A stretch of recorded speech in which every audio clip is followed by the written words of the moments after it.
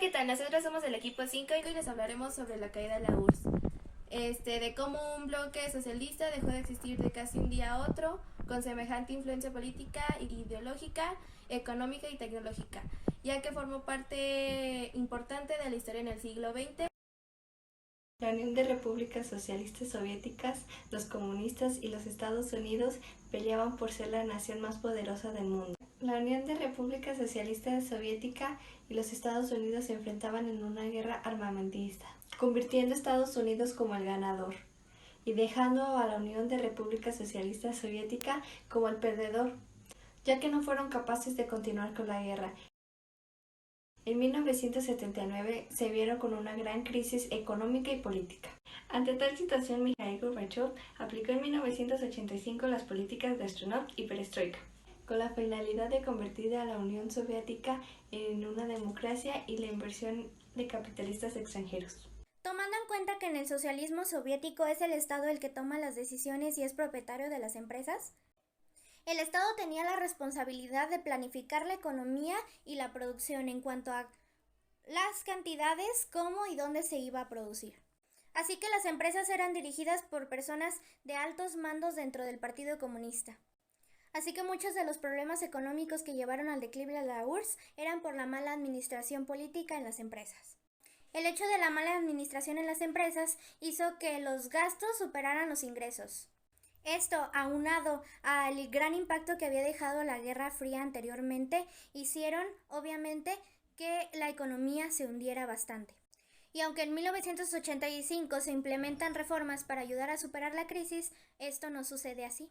Estas reformas terminaron por debilitar aún más a la Unión Soviética y llevándolo a su punto de gran crisis económica, política y social. Había un gran descontento. También las grandes diferencias políticas, religiosas y culturales llevaron a la separación de esta en 15 países, desglosando así todo lo que llevaría a la caída del sistema soviético. Ahora hablaremos sobre las consecuencias de la caída del socialismo europeo. Primeramente tenemos que mencionar que en los años 80, Gorbachev decidió comenzar un proceso de reconstrucción económica.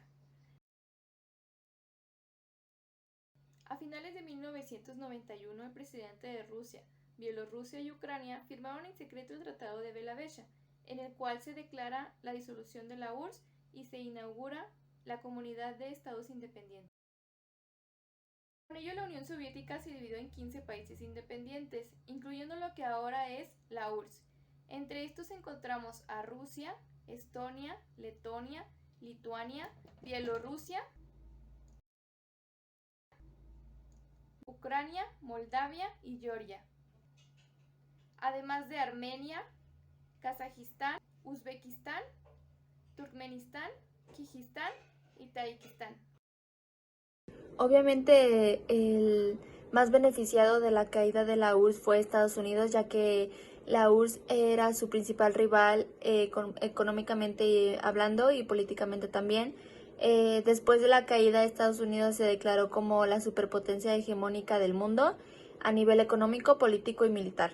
También supuso una importante victoria simbólica después de la Batalla del Golfo, que daba la victoria definitiva del capitalismo como forma económica imperante y ya el aplastamiento definitivo del comunismo. La desaparición de este gran bloque hegemónico dejó abiertos muchos de los problemas que hoy en día seguimos viendo, como son los problemas religiosos, ideológicos y políticos. También, obviamente, un país no deja de ser socialista o soviético de la noche a la mañana. Eso trajo consigo que parte de la élite social comunista de la URSS lo siguió siendo una vez desaparecida esta, adaptándose al nuevo panorama internacional sociopolítico.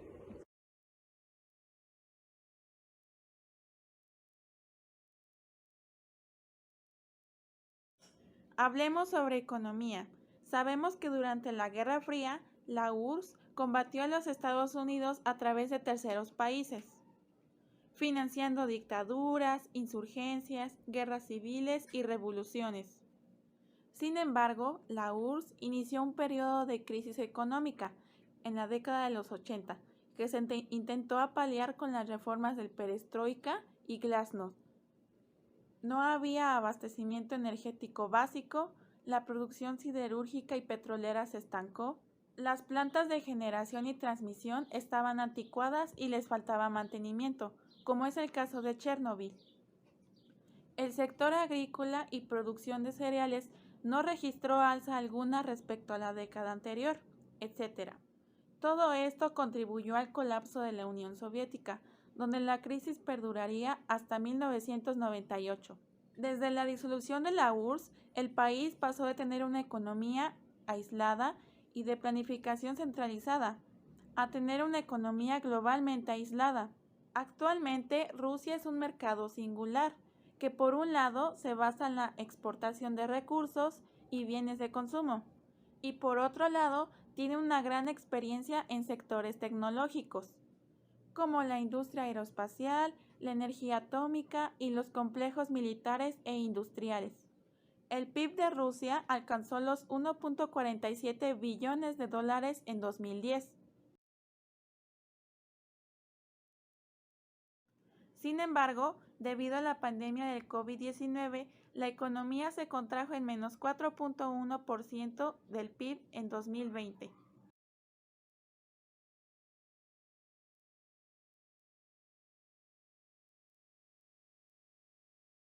El máximo órgano de autoridad de la Unión Soviética era el Congreso de Diputados del Pueblo de la Unión Soviética, que se fue aprobado en 1988